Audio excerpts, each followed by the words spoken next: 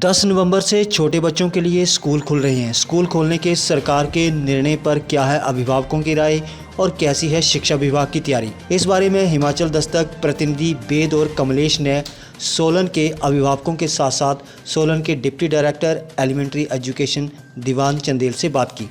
तो अभिभावकों ने यूं रखी अपनी बात, तो शिक्षा विभाग के अधिकारी ने क्या कहा, पेश है एक रिपोर्ट। जैसा कि कल स्कूल खुल रहे हैं, जो पिछले कल जो मंत्रिमंडल की बैठक हुई, इसमें ये निर्णय लिया गया कि तीसरी कक्षा से लेकर 7वीं कक्षा तक के बच्चे अब कल से स्कूल आएंगे।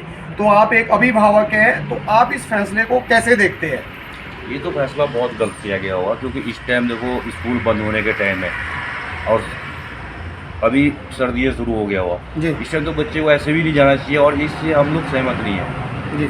जब बंद है, जब 7 से बंद ही है, स्कूल तो बंद रखना चाहिए था और थोड़े दिन, क्योंकि जब मौसम खुलता है उसका स्कूल खोलता है। बच्चों को लाइफ तो ऐसे ही ख़त्म कर दिया इन्होंने स्कूल के ऊपर से। जो माँ बाप है, चाहे बच्चे जैसे मर्जी हम पढ़ाते थे, जैसे मर्जी करते, कुछ भी करते, फीस तो हम लोगों को एक भी माफ़ नहीं हुआ ना। हमारे को सरकार की तरफ से कोई चीज़ मिला। हम लोग यहाँ मोटर मार्केट में होते थे, काम करते थे, 2 पैसे कमाते थे, वो भी सरकार ने मोटर मार्केट उजाड़ दी हम लोगों को। हम लोग तो कहीं पे रहे ना कहीं छोड़ा, किसी लायक छोड़ा हम लोगों को। यहाँ बहुत इन्होंने आसरा दिया, सू साहब ने आसरा दिया हमारे को। यहाँ पे थोड़ा बहुत हम काम कर रहे जैसे भी है, पहले ऐसे काम नहीं रहा, कुछ भी नहीं रहा।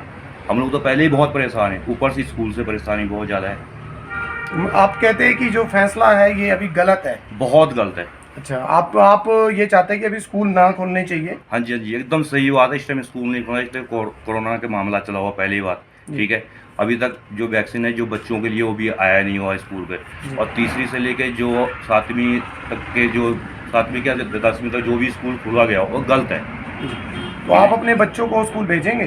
तो जब बुलाएंगे तो भेजने तो पड़ेंगे बच्चों को, नहीं तो बाद में उन्होंने फिर क्या बोलते रिजल्ट नहीं देगा, उन्होंने पेपर नहीं होने देंगे, तो फिर उससे तो फिर उनकी लाइफ और ख़राब हो जाएगा जी। चलो, बहुत बहुत धन्यवाद। जैसा कि प्रदेश सरकार ने ये हाल में ही फैसला लिया था पिछले कल मंत्रिमंडल की बैठक में कि कल से जो तीसरी और 7वीं कक्षा के बच्चे हैं वो अब स्कूल आएंगे। आप एक अभिभावक हैं, आप इस निर्णय को कैसे देखते हैं? मैं इस निर्णय को बहुत अच्छे से, जो सरकार ने ये फैसला लिया है, बहुत पहले लेना चाहिए था। क्योंकि अब क्या है कि बच्चे फ़ोन पे हमें नहीं देख पा रहे कि वो पढ़ रहे हैं या क्या कर रहे हैं। उससे क्या है कि एक तो बच्चों की आइज़ वीक हो रही है, दूसरा कि वो प्रॉपर ध्यान नहीं दे पा रहे अपनी पढ़ाई में। तो आप इससे सहमत है कि जो प्रदेश सरकार ने जो निर्णय लिया ये ठीक अच्छा है? हाँ जी, मैं इससे पूरी तरह से सहमत हूँ। क्या आप अपने बच्चों को भेज रहे हो स्कूल से? हाँ जी जी। अपना नाम? जगदीश कुमार जी। निवास स्थान सप्रून। हम तो बहुत खुश है जी इस निर्णय से। पिछले 2 साल से देख रहे थे हम, बच्चे घरों तक ही सीमित थे, घर के अलावा बाज़ार भी नहीं जा पाते थे।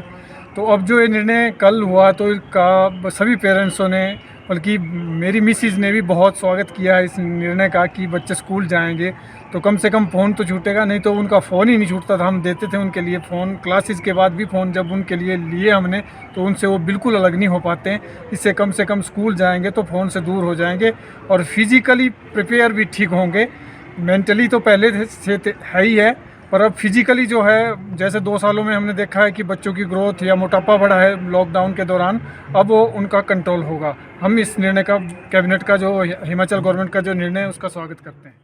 ये जो सरकार ने निर्णय लिया है ये बहुत ही अच्छा निर्णय लिया है। हम तो ये चाहते हैं कि जो ये अब निर्णय लिया है ये पहले ले लिया जाता तो बहुत अच्छी बात होती, क्योंकि इसका रीज़न ये है कि जब से बच्चे घर पे ऑनलाइन क्लासेस ले रहे हैं, इससे बच्चों का ओवरऑल मेंटली और फिज़िकली मुझे लगता है कहीं ना कहीं जो है वो विकास प्रॉपर नहीं हो रहा, जैसे कि एक बच्चे का जब बच्चा रेगुलर स्कूल जा रहा था तो हो रहा है। तो अच्छी बात है, ठीक है, जो ये निर्णय सरकार ने हमारे लिया है ये बहुत ही बेहतर है।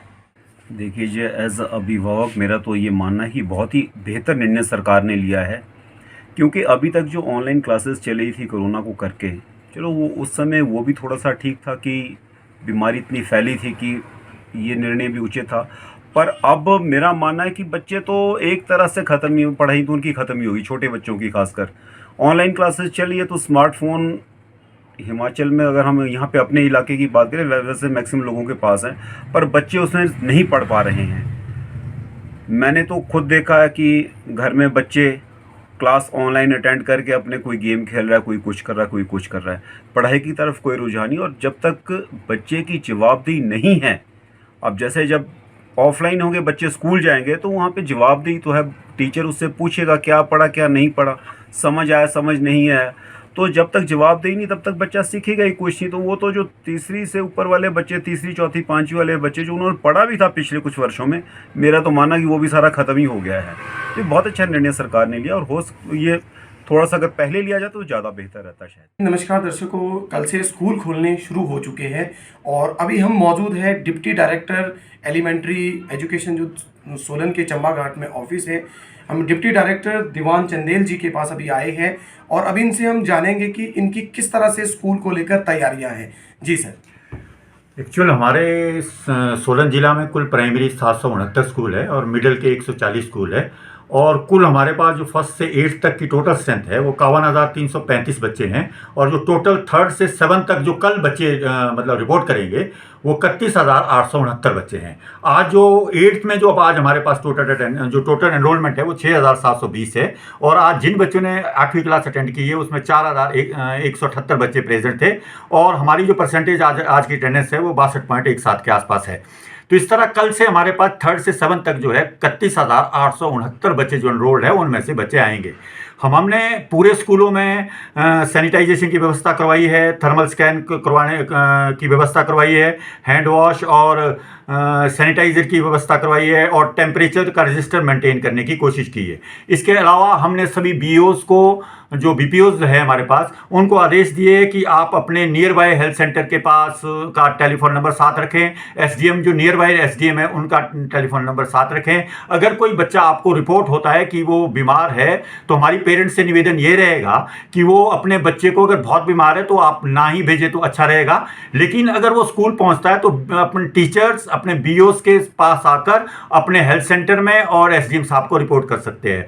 और इस दौरान हमारी पूरी कोशिश रहेगी कि मॉर्निंग असेंबली ना हो, और आपके पास डिस्टेंस को मेंटेन किया जाए, और आपके पास जो आपके जो मास्क है वो लगे रहें, लंच और वाटर बच्चे खुद लाएं। तो ये सारी व्यवस्था हमारे विभाग द्वारा की गई है, और सरकार के इस निर्णय का हम स्वागत करते हैं। देर से ही सही पर हुआ है, अच्छी बात है। लेकिन मैं चाहूँगा पेरेंट्स जो बीमार बच्चे हैं उनको ना भेजें तो ये ज़्यादा अच्छा रहेगा। बाकी विद्यालय में पूरी तैयारियां हैं। हमने सभी बीओज़ को निर्देश दिए हैं कि अपने नियर बाई सराउंडिंग्स में आप अपने स्कूलों का दौरा करें, उनकी व्यवस्था देखें, अगर कोई कमियां रही है तो उनको वो ज़रूर चेक करें। इसके अलावा आज मैं खुद अपने दौरे पे था, आज गौड़ा, आपका टिकरी और इन स्कूलों, इस बड़ी लाइन में हमने कोई 5-7 स्कूल खुद देखे, वहाँ की व्यवस्था देखी है, वहाँ पर क्या कमियां हैं उसको हमने दूर करने की कोशिश की है। कल भी हम कुछ, मैं पर्सनली भी कुछ दौरे पे रहूँगा स्कूलों के कि क्या व्यवस्था, कैसी व्यवस्था की गई है।